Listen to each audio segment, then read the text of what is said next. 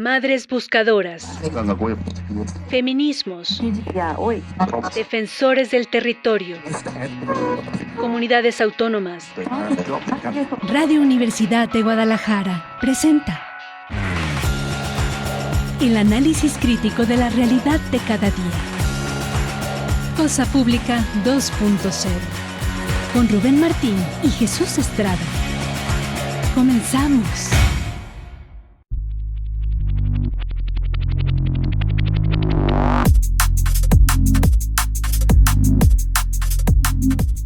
Hola, ¿qué tal? Radio Universidad de Guadalajara. Bienvenidos ahora a Cosa Pública 2.0, este espacio donde preparamos una selección con los temas sociales y políticos más importantes en la muy amplia agenda informativa de este día. Estamos ya transmitiendo en vivo este martes 11 de agosto del año 2026. Hoy vamos a comentarles varios asuntos. En la primera parte del programa vamos a darle seguimiento a la crisis en torno a personas desaparecidas por varios aspectos. Por una parte, cómo siguen surgiendo datos que señalan que sobre todo la crisis está agravada entre los más jóvenes, en concreto los que tienen entre 15 y 19 años de edad.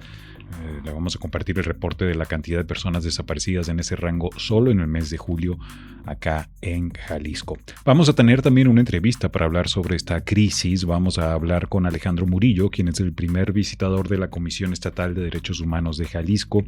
Y esto porque la comisión emitió a finales de la semana pasada una nueva recomendación, que es la 19/2026, donde concentra 107 quejas que están relacionadas con la desaparición de 119 personas. Es una de estas conocidas como macro recomendaciones, que incluye, por cierto, casos muy delicados como desaparición forzada o cometida por policías acá en Jalisco.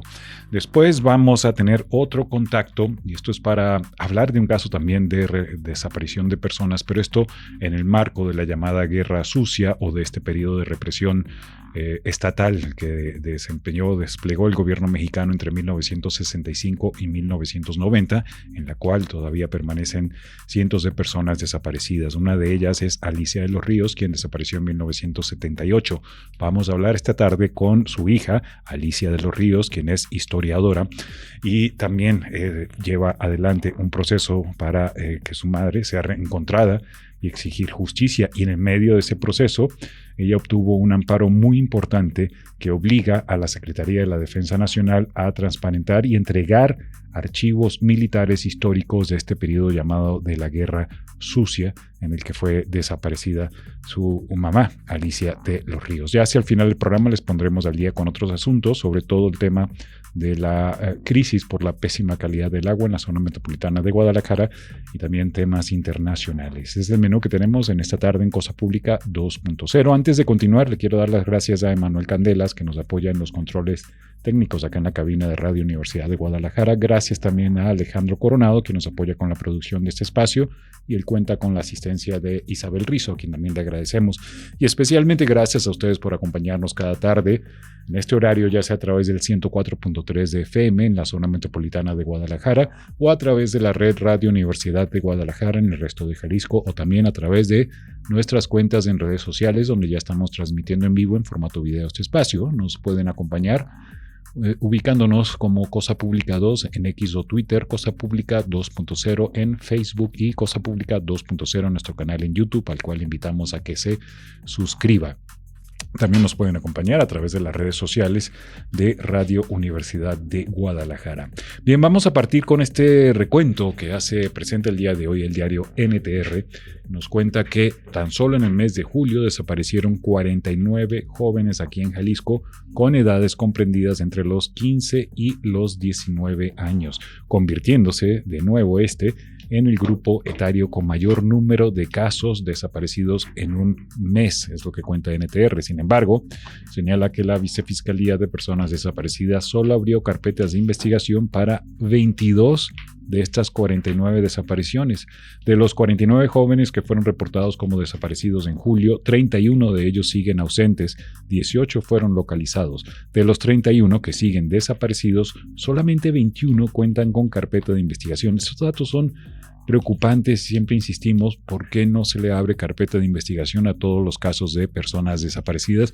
Y recuerde la advertencia que nos han presentado aquí algunos especialistas de cómo el gobierno pretende, sobre todo en las estadísticas, descontabilizar aquellos donde hay una carpeta de investigación abierta, y vemos que no es en todos los casos, por lo menos de la mitad en el caso de Julio. Rubén Martín, ¿cómo estás? Buenas tardes. ¿Qué tal, Jesús? Estará a gusto compartir el micrófono contigo. Bienvenidos a todas las personas que nos acompañan en esta comunidad de radioescuchas de Cosa Pública 2.0. Volvemos a la nota de los colegas de NTR. Dice que el jueves pasado la titular de la Vicefiscalía en Personas Desaparecidas, Blanca Jacqueline Trujillo Cuevas, dijo en rueda de prensa que en julio recibieron 26 denuncias en total de jóvenes de entre 15 a 19 años. Sin embargo, en el Registro Estatal de Personas Desaparecidas, actualizado ayer, aparecen solo 22 casos con carpeta de investigación iniciada. Adicionalmente, dijo que 5 fueron localizados y que 21 quedaban por encontrar. Este último dato sí coincide, pues según el registro estatal, hay 21 jóvenes de entre 15 y 19 años que faltan por ser encontrados tras la apertura de una carpeta de investigación. No obstante, eso no quiere decir que fueron las únicas desapariciones reportadas de ese grupo de edad. 10 jóvenes que siguen desaparecidos no son buscados por la Vicefiscalía, ya que no cuentan con carpeta de investigación abierta, y de estos 10 casos de jóvenes sin carpeta de investigación y que siguen desaparecidos, 6 son hombres y 4 mujeres, 8 son personas de origen mexicano, 1 estadounidense, y del otro se ignora la nacionalidad. Del registro estatal también precisa que 4 desaparecieron en Zapopan, 3 en Guadalajara, 2 en Tonalá y 1 en Puerto Vallarta. En general, apenas el 35% de estos casos de desapariciones en julio cuentan con carpeta de investigación. Cuenta la nota que según los datos del registro estatal, durante el mes pasado, en Jalisco hubo 246 reportes de personas desaparecidas, de las cuales 150 aún están ausentes y 96 ya fueron localizadas. La información señala que la Vicefiscalía abrió una carpeta de investigación únicamente en el 35% de los casos registrados. En los casos de niños y niñas, así como de personas adultas mayores, es donde menor porcentaje de apertura de carpeta de investigación hay. Por ejemplo, en las desapariciones de niños de 0 a 4 años y de menores de 5 a 9, el porcentaje de apertura de una carpeta fue de 0. Lo mismo ocurrió en todos los grupos etarios a partir de los 65 años. Entre las personas localizadas, la Vicefiscalía no abrió carpeta de investigación en el 87% de los casos, incluidos 7 en los que se comprobó la comisión de un delito. Con los nuevos casos del mes pasado, Jalisco alcanzó los 16,192 casos de personas desaparecidos en todo el dato histórico. Aquí recuerda la nota también que la Fiscalía del Estado localizó durante la semana del 3 al 9 de agosto a 20 personas que estaban desaparecidas, pero 8 fueron encontradas muertas. Según el reporte de la Vicefiscalía, solo 13 de las 20 personas localizadas eran buscadas mediante una carpeta de investigación. Otra vez ese dato, de ellas 5 fueron localizadas con vida y las 8 restantes muertas. Vamos a otra nota. El reclutamiento de adolescentes por parte del crimen organizado y la desaparición de jóvenes continúan en aumento en Jalisco. Esto advirtió el colectivo Luz Esperanza, desde el cual se señaló que en apenas 1 o 2 meses más de 30 personas se han incorporado a la agrupación en busca de un familiar. Es una nota también de los colegas de NTR.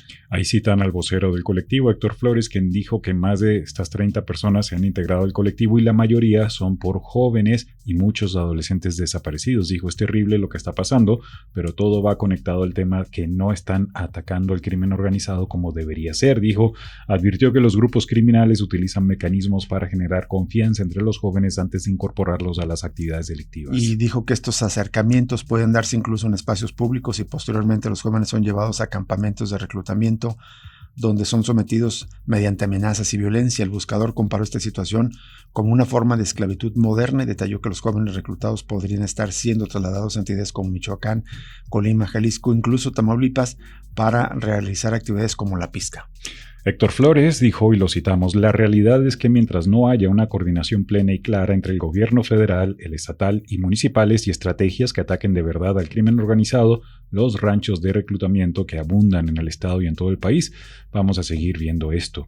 Él consideró que, además de voluntad política, las autoridades necesitan mayor presupuesto y acciones concretas para fortalecer los mecanismos de búsqueda. Dijo, no solo es quejarnos, también es procurarles a ellos mejores condiciones de trabajo para que les podamos exigir realmente que cumplan con su labor. Y en otra nota, Y qué bueno que así sea. Elementos de la policía ya localizaron en Zapopan a una adolescente de 12 años que contaba con una ficha de búsqueda activa. El hallazgo ocurrió en el cruce de Ignacio Allende y Periférico Sur en la colonia El Coli, donde los oficiales observaron a la menor aparentemente desorientada durante un recorrido de vigilancia, y al acercarse la adolescente solicitó auxilio y manifestó que se encontraba extraviada. Es una nota de Notistero. Hay cuenta que los policías activaron los protocolos de atención, verificaron que ella estaba en buen estado de salud y después de consultar las bases de datos confirmaron que existía una cédula de búsqueda vigente emitida por la Comisión de Búsqueda.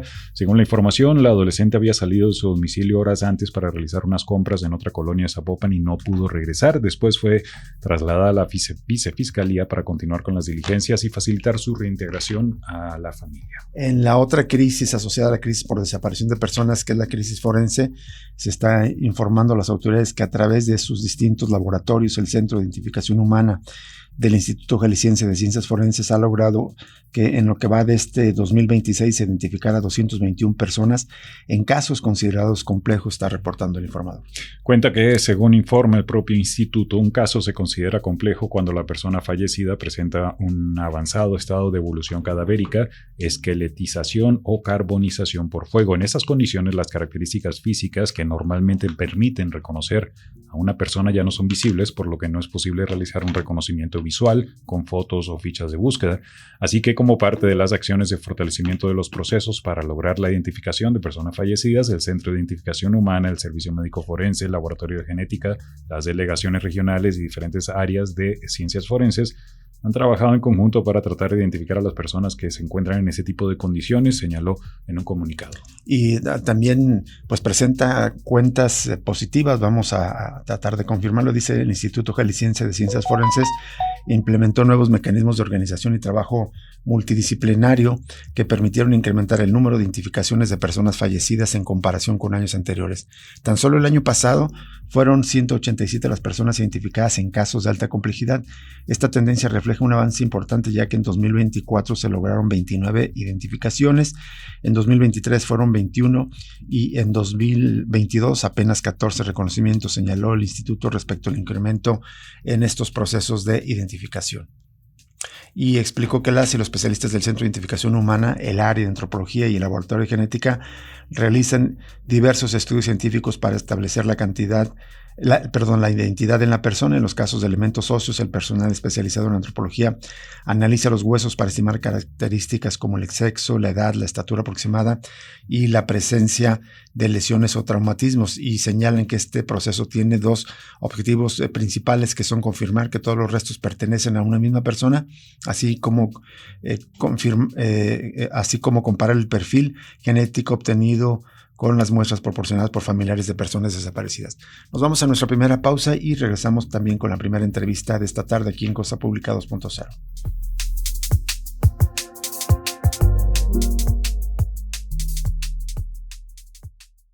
Cosa Pública 2.0. El análisis crítico de la realidad de cada día.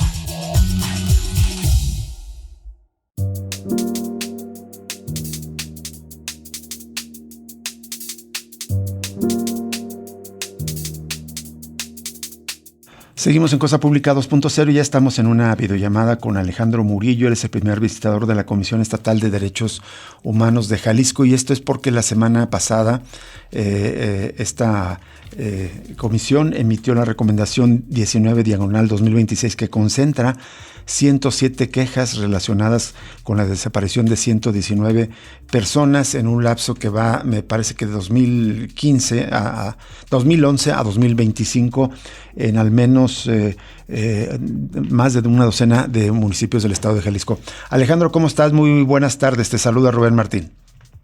¿Qué tal? Buenas tardes, Rubén. Gusto saludarlos a ti y a tu auditorio. Igualmente, muchas gracias por atender esta llamada.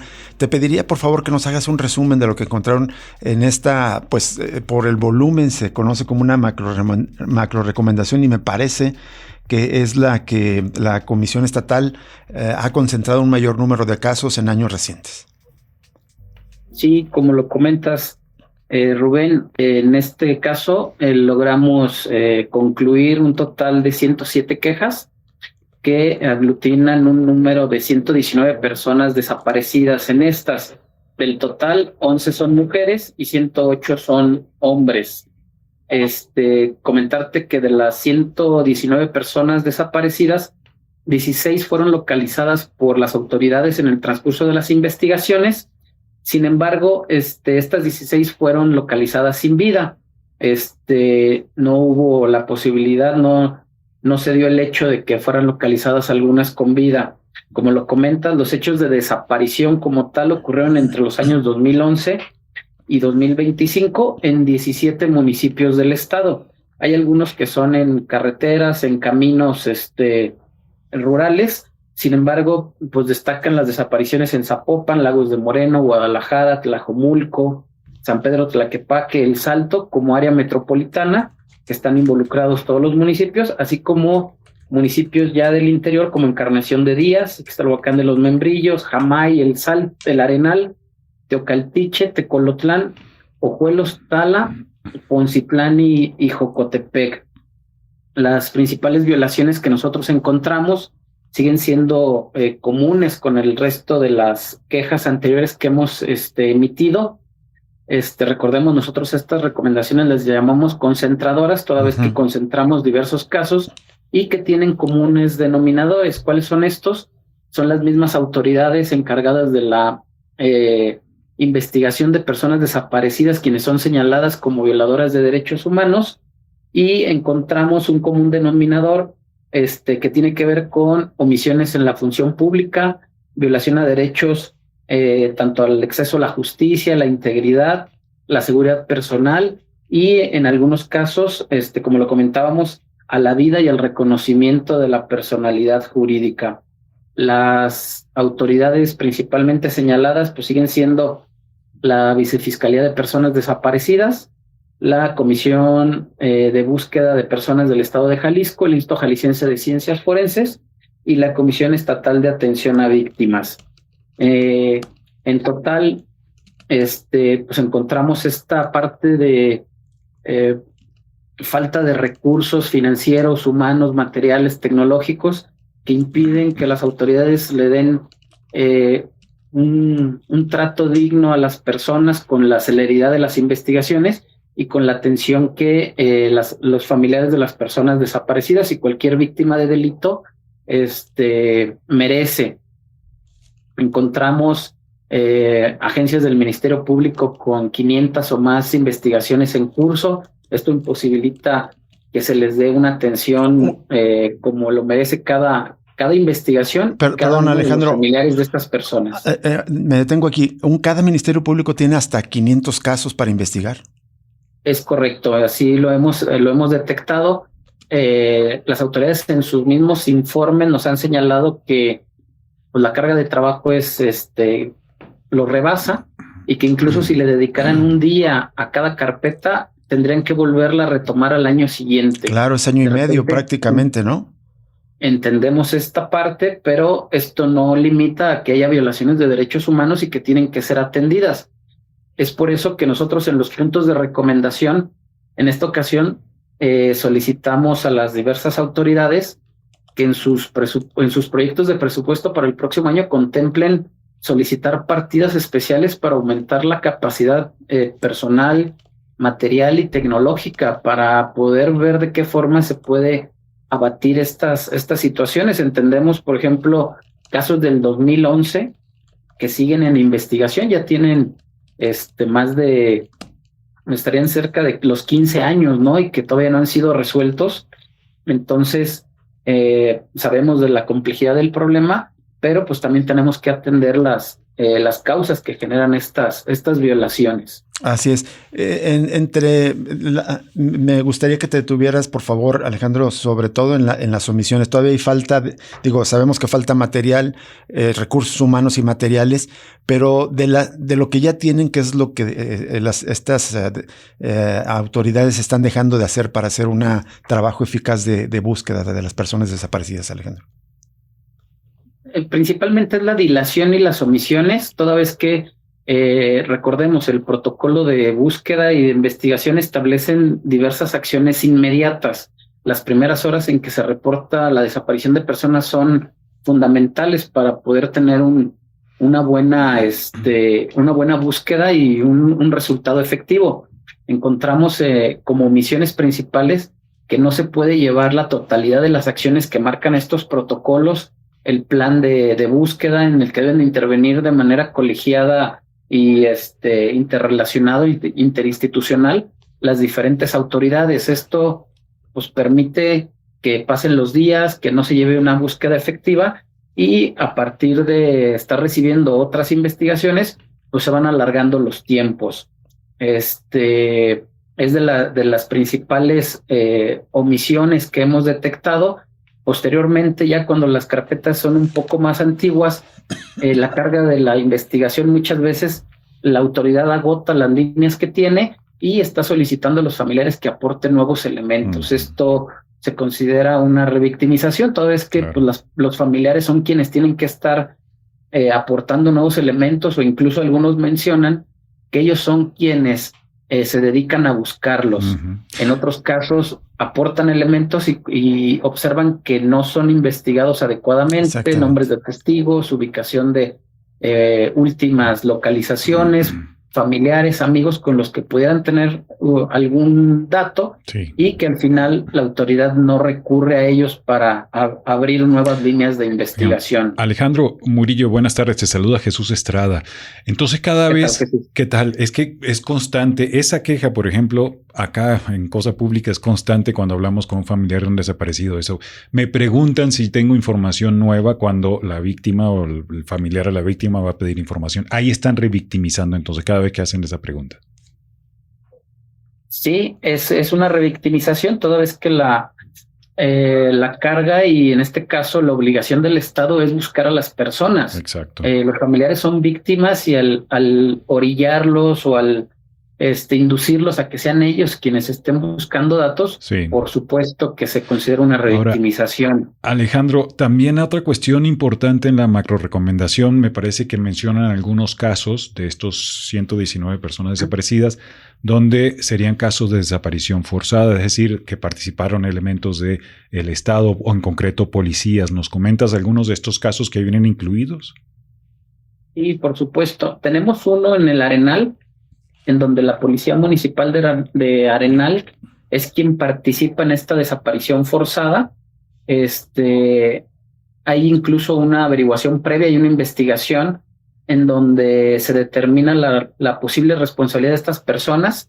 Se giran órdenes de aprehensión en contra de elementos de la Policía Municipal, y posteriormente en el proceso los mismos obtienen su libertad. Sin embargo, durante las investigaciones se acredita que estas personas tuvieron responsabilidad en la desaparición de una persona, y es por ello que también se le recomienda al municipio del Arenal, a través de su Comisaría de Seguridad Pública y Vialidad, para que aporten más elementos, y en su caso todavía hay órdenes de aprehensión vigentes en contra de otros elementos que también participaron. En el segundo caso, tiene que ver con una desaparición en el municipio de Tonalá, donde los elementos de la Policía Municipal fueron los primeros en llegar al lugar y estuvieron muy cerca de los hechos. Sin embargo, no hicieron las actividades y las funciones y responsabilidades como primeros respondientes, toda vez que al conocer de los hechos no lo reportaron al Ministerio Público, no hicieron las investigaciones correspondientes y se retiraron del lugar. Esta parte, si bien es cierto, ellos no están involucrados en la desaparición, sí se considera que sus omisiones forman parte de una forma de coadyuvar con la desaparición de las personas, al haber sido omisos como primeros respondientes. Son los dos casos que tenemos detectados en donde autoridades pudieran estar vinculadas con la desaparición de personas, ya sea de forma directa, como es el caso del Arenal, o de forma indirecta, como en el caso de la policía de Tonalá. Alejandro, otro elemento, ya lo comentaste de pasada, pero me gustaría que te detuvieras. Están solicitando, recomendando, o sea, más bien recomendando que todas estas dependencias encargadas de hacer este trabajo de búsqueda, identificación y de apoyo a víctimas soliciten más presupuesto para el siguiente ejercicio fiscal, el de 2027. ¿Por qué es importante esto? Es importante porque el número de casos que actualmente están en investigación rebasa la capacidad de las instituciones, es lo que hemos detectado. Ha habido mesas de trabajo con colectivos, incluso con las mismas autoridades, con el Congreso del Estado, en donde se han detectado necesidades para poder atender el problema de la desaparición de personas, y es por ello que nosotros, dentro de la recomendación y al momento de acumular estas 107 quejas, pues encontramos ese común denominador, ¿no? La falta de una atención adecuada. Hablando de otras instituciones, también tenemos quejas en contra del Instituto Jalisciense de Ciencias Forenses en lo que tiene que ver a la identificación de víctimas. Así es. Donde también el trabajo está sobrepasado. Tenemos temporalidades que van de los 6 meses al año, a los 2 años, en donde no hay un resultado, en donde de repente algunas cuestiones en donde las personas tienen duda de estas 16 personas localizadas, si 2 de ellas son sus familiares, toda vez que los dictámenes no son concluyentes. Entonces, aquí se ha solicitado en algunas ocasiones el apoyo de los laboratorios de la Fiscalía General de la República para hacer un segundo dictamen y corroborar los resultados. No. Y en el tema de la Comisión Estatal Ejecutiva de Atención a Víctimas, una queja recurrente que hay es en cuanto a la asesoría jurídica. Hay una rotación importante de estos puestos, entendemos mucha carga de trabajo, salarios muy bajos, entonces muchas veces los abogados que trabajan en la SEAP pues también se ven rebasados en tramitar, en darles la asesoría jurídica y tramitar los juicios de presunción de ausencia, presunción de muerte y de ausencia. Entonces, todas estas cuestiones me parece que pues tienen que ver con la falta de recursos, incluso instalaciones. Exacto. Me parece que ya la SEAB está mejorando el acceso a las personas, tal vez que estaban en un segundo piso y están cambiando de ubicación para poder atenderlos de una manera mejor, pero pues la falta de recursos sigue siendo importante para darles un trato digno a las personas y en la medida de lo posible restituirles los derechos humanos que se ven violados a través de la desaparición de sus familiares. Sí, cierto. Y bueno, ya próximamente viene la discusión de presupuestos para el próximo año, justo a partir de septiembre. Una duda, Alejandro Murillo, hay cuestiones que más allá de los recursos podrían resolverse. Te lo pregunto ahorita lo que comentabas de este caso concreto de las 2 personas, de 16 localizadas sin vida. En 2 hay dudas de parte de los familiares si se trata o no de los restos de su familiar desaparecido, porque no hubo ni siquiera confrontas de ADN en ciencias forenses. Digamos, ese tipo de cuestiones dependen de los recursos o ya más bien hablamos de omisiones o negligencias del personal. Entendemos que es de lo que nosotros percibimos, pues son omisiones por parte del personal que de repente la cuestión de los resultados pues no tienen el manejo adecuado, ya sea por la cantidad de resultados que manejan, el número de cuerpos y exámenes que llevan a cabo. Entonces la falta de cuidado pues también tiene que ver con esta situación de el número de análisis de personas que se atienden al día, y nos comentan que el grupo de personas que trabajan en esto jalisciense en el área de genética y de identificación humana pues tampoco es tan amplio, ¿no? Entonces siempre están cargados de trabajo, que eso no exime la cuestión de los errores. Por eso es que proponemos que haya una ampliación que gestionen ampliaciones de presupuesto a efecto de cubrir esas necesidades y que los errores se puedan ir disminuyendo. No es una cuestión menor el que los familiares no reconozcan algunos de los cuerpos, y pues sí necesitamos que los resultados que arroja la ciencia pues sean efectivos y sean exactos. Finalmente, Alejandro, las otras recomendaciones que se han emitido, no sé si tengas por ahí el número de recomendaciones dirigidas específicamente al tema de desaparecidos. ¿Qué respuesta han dado las autoridades? Están en el área de seguimiento. En el año pasado se emitieron 4 recomendaciones en materia de desaparecidos, las cuales abarcaron alrededor de 250, 260 personas. Cada una tiene su caso específico. Todas están dándole seguimiento a efecto de que se sigan con las investigaciones y en su caso que se entreguen los cuerpos respectivos. No te podría dar un dato específico en virtud del número de quejas que son, pero comentarte que están en el área de seguimiento y hasta el momento se nos están en cumplimientos parciales, es lo que tenemos. Comentarte cuáles ya están definitivas y cuáles no, ya esa parte, porque ya en aquella área se manejan de manera individual cada caso, no por recomendación. Eso es, muy bien. Bueno, pues si te parece, en otra ocasión quizás podemos entrar la charla justamente en la respuesta de las autoridades. Por hoy te agradecemos que nos hayas compartido el resumen de esta macro recomendación emitida la semana pasada. Gracias, Alejandro Murillo.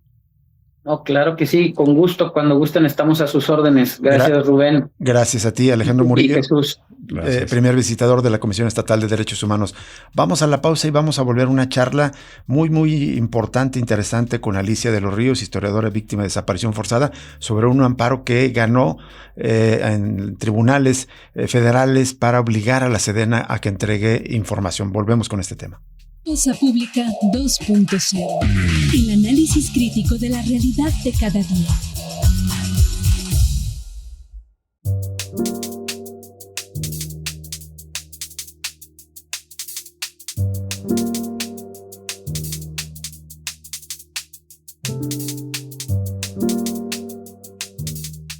Bien, continuamos en Cosa Pública 2.0. Antes de pasar a la otra entrevista, hay información importante sobre el tema de la crisis por el agua. Por una parte, el gobierno está reconociendo, el gobierno estatal, que después de revisar sus cuentas con el CIAPA, el gobierno de Jalisco identificó que tiene una deuda por poco más de 207 millones de pesos, esto desde el 2006 a la fecha.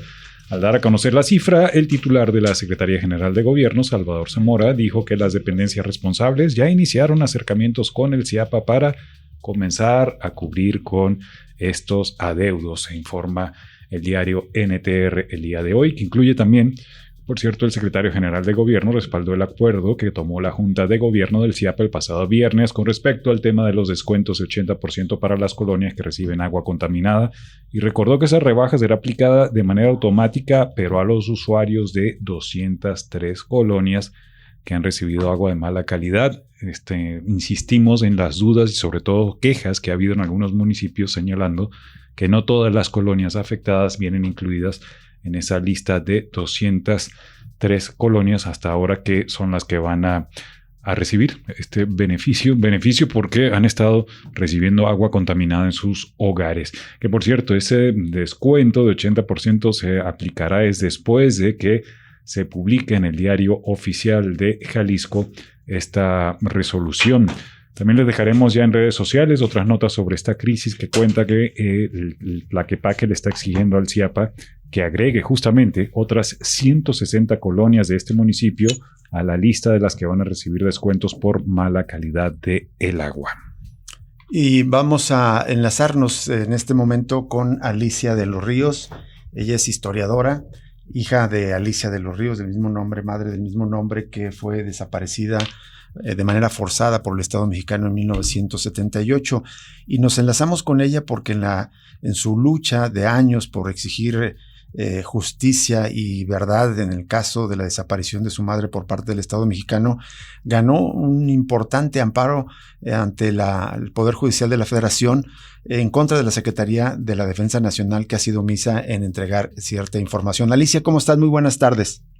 Hola, muy bien, queridos Rubén y Jesús. Muy bien, muchas gracias. Y igualmente, de verdad, tenemos mucho interés en conversar contigo sobre este tema.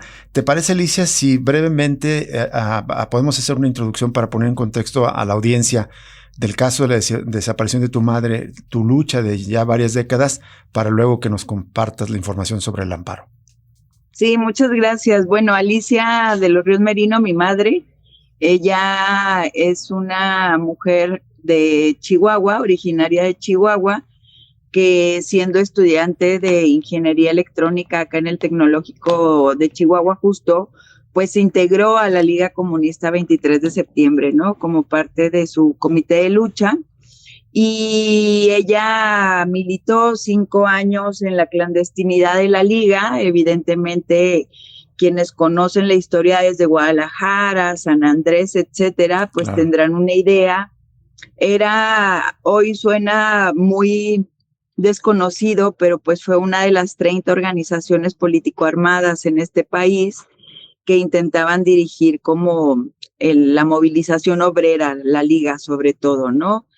Entonces, justo el Estado, aunque ya tenía diversos planes contra insurgentes, crea una brigada especial en 1976 justo para, ellos decían, para eliminar a los y a las a la militancia pues de la Liga Comunista, 23 de septiembre, y también a después se siguieron con un grupo de Oaxaca. En ese sentido, Rubén, pues, y Jesús, Alicia es detenida en una emboscada el 5 de enero de 1978. Hay una serie de muchas caídas, ¿no? Más o menos muy seguidas. Y la última caída del 5 de enero de 1978 justo es la de mi madre, Alicia de los Ríos Merino, en la avenida de los 100 metros, en la calzada de Vallejo, y de ahí fue conducida inmediatamente al campo militar número 1, en donde estuvo detenida, desaparecida entre enero y los últimos días de mayo o primeros días de junio. Ahí fue vista en una instalación por 3 testigos sobrevivientes, Ramón, Juan Manuel y Cirilo, quienes tienen a su vez los procesos abiertos por su desaparición y tortura. Después fue vista por Mario Álvaro Cartagena López, el Guaymas, sí, quien desde que salió del reclusorio norte se dedicó a dar el testimonio de que él vio viva a mi mamá ahí en el campo. Y finalmente la ven compañeros juarenses que fueron detenidos en mayo y conducidos inmediatamente al campo militar número 1. Alfredo Medina Vizcaíno dio su testimonio público notariado y él va haciendo un relato pormenorizado que fueron trasladados, que él estuvo con mi madre tanto en el campo militar número 1 como con ella y otros compañeros y compañeras fueron trasladados hasta la base aérea militar número 7 y que él los pierde de vista, ¿no? Alfredo es uno de 2 sobrevivientes de ese grupo que fue conducido de la Ciudad de México a Acapulco, y él, en cuanto llegó a Chihuahua, dio el testimonio tanto frente a mi familia como públicamente, ¿no? Entonces, esos han sido nuestras líneas de investigación más fuertes, Rubén y Jesús, por lo que en el 2023 pudimos entrar, en el 2024 ganamos un amparo también para poder entrar al campo militar número 1 y a pie de la cuesta, donde se siguen haciendo diligencias periciales, donde ha habido descubrimientos importantes, y pues sabíamos que lo que nos faltaba, la pieza que nos ha estado faltando desde hace muchos años, desde que yo vi a mi abuela y a las demás doñas buscando a sus hijos, han sido justamente los documentos militares donde se puede registrar el paso de nuestras familias. Así es. Entonces, este amparo que acaban de ganar, Alicia, en compañía pues de otras organizaciones que te han acompañado, está obligando entonces a la Secretaría de la Defensa Nacional que entregue esa información pendiente, pero ya no es solamente, digamos, que haga un esfuerzo de buena voluntad, sino que se integre una comisión técnica que recupere esos archivos. Este es un detalle muy importante. ¿Nos explicas de este amparo, por favor, Alicia? Claro. Mira, se le pidió de muchas formas a la Secretaría de la Defensa Nacional, de muchísimas formas. Este amparo, quiero dejarlo claro, no es un logro personal.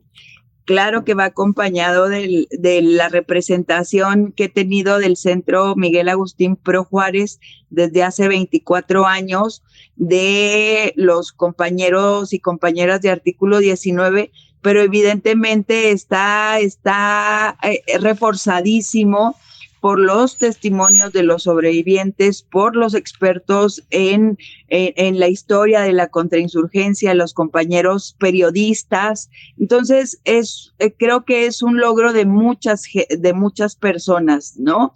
El amparo, Rubén y Jesús, se interpuso desde el 2023, cuando entendimos que no era una obstrucción o que no era un desacato, digamos, involuntario, ¿no? Entendimos que era una estrategia dilatoria, una estrategia de ocultamiento, y entonces, bueno, ya teníamos, no sé, muchas de nosotras somos usuarias del Fondo de la Dirección Federal de Seguridad de Investigaciones Políticas y Sociales desde que se abrió con el gobierno de Fox, es decir, desde el 2002. Entendimos la lógica de quienes trasladaron documentos, quienes no. Quiero decirles que en el 2023 después, y fíjate, es muy importante porque con ustedes se ha hablado mucho de los alcances que tuvo la Comisión de la Verdad. Claro. Y justo este amparo es gracias al trabajo, evidentemente gracias al trabajo que hizo el equipo del mecanismo, los equipos del mecanismo de esclarecimiento histórico, porque ellos rinden un informe sustancioso, pormenorizado, objetivo sobre el trabajo que hicieron diversos investigadores en el Archivo Histórico Militar. Y ellos nos fueron diciendo no solamente las ausencias que puede haber, ¿no? Fuimos entendiendo la lógica del archivo militar, en este caso histórico, porque es de 1965 a 1990, pero también de las estrategias y las malas prácticas para no poder consultar estos archivos, ¿no? Entonces, ese informe del MES sobre las formas del silencio, la obstrucción que hacen la Secretaría de la Defensa Nacional para su consulta, ¿no? Fue retomado por una servidora, y fue cuando le pedimos en 2023 a una jueza federal que nos amparara porque habíamos, esa opacidad reiterada nos estaba afectando para esclarecer el destino de mi madre, ¿no? Así es. Esta jueza en el 2023 nos negó el amparo, en el 2024 o 23. Y nosotros apelamos, es decir, nos fuimos a un recurso de revisión a este tribunal colegiado, que finalmente fue el que el 6 de agosto del 2026, hace unos días, nos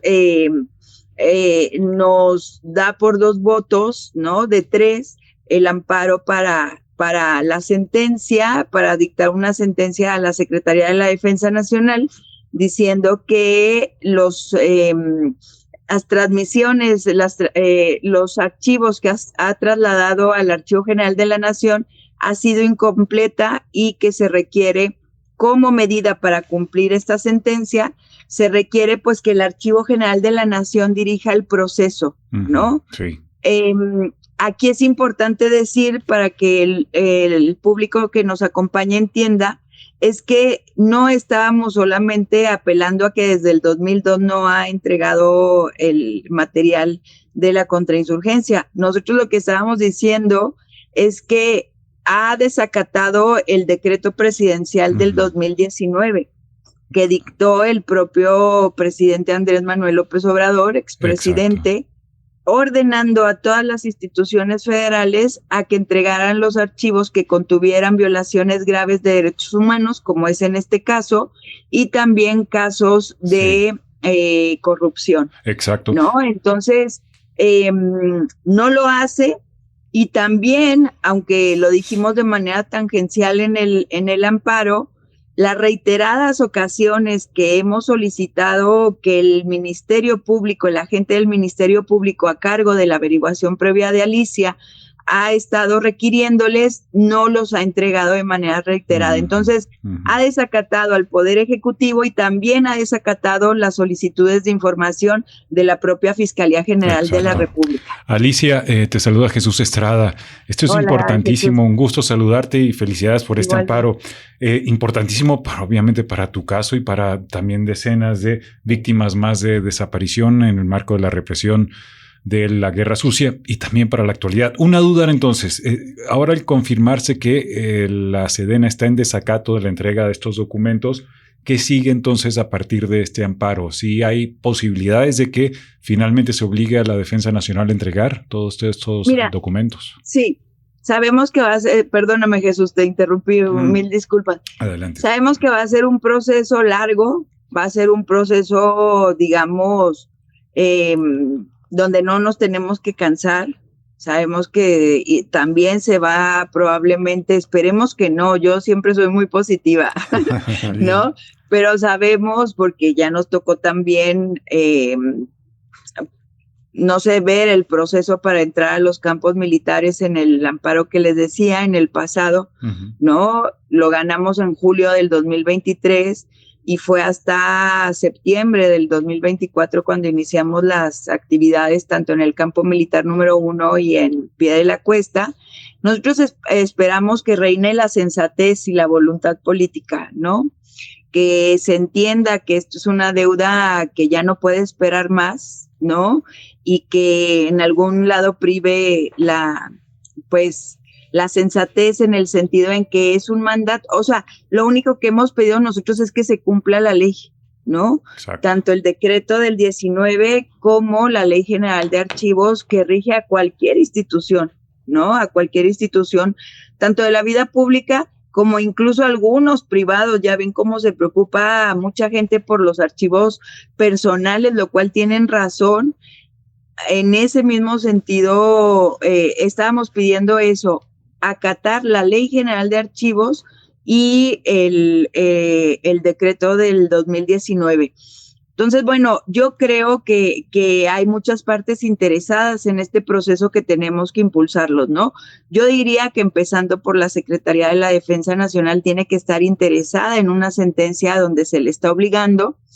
El Archivo General de la Nación también, que es el organismo que va a dirigir el proceso para reunir esta comisión especializada tanto en materia archivística como en materia de derechos humanos, ¿no? En esto que puede decir, bueno, es que hemos tenido que ir entendiendo las lógicas del archivo. Ningún archivo va a decir Anaquel 7, violaciones graves a derechos humanos. Claro. Hemos entendido que los archivos tanto de la DFS como de los militares usan eufemismos, usan una lógica determinada y eso solamente puede ser entendido, comprendido y clasificado por personas expertas en la materia.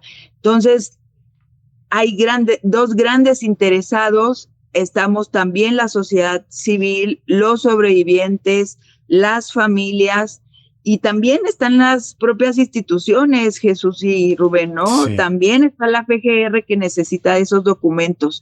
Entonces yo está la Secretaría de Gobernación, entonces yo invitaría a todos ellos, se les ha solicitado de manera reiterada una y otra vez que intervengan para que estos documentos sean clasificados y sean públicos y puedan ser utilizados sobre todo para poder esclarecer y evidentemente para los procesos de justicia que están abiertos desde hace muchos años en la FGR.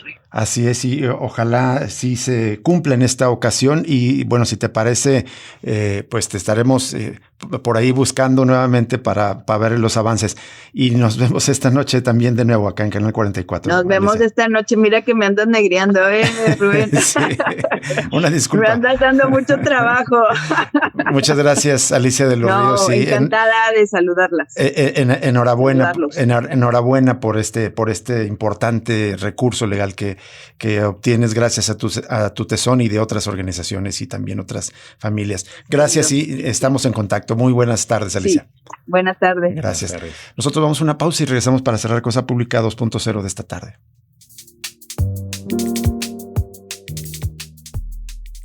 Cosa Pública 2.0. El análisis crítico de la realidad de cada día.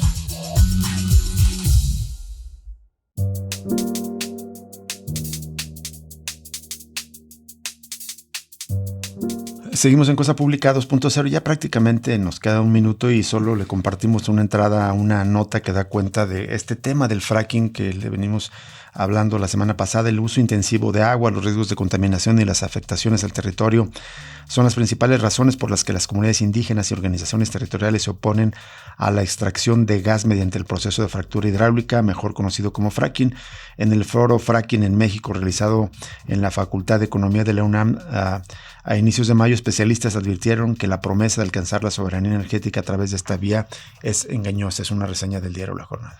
Básicamente, pues porque va a haber una dependencia en la parte tecnológica para mantener estas operaciones de fracking, es lo que señalan los especialistas. Ya dejamos la nota completa en nuestras redes.